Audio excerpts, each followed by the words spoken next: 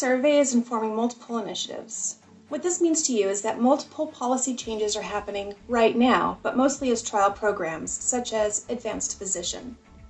Depending on what we learn from you, our sailors, and your survey responses, we could have a policy on the street as early as the end of this year. This summer, we intend to take your survey inputs and put them to test in a policy tabletop exercise in order to develop and flesh out what works, what doesn't work, and how to make it work if it's important to you.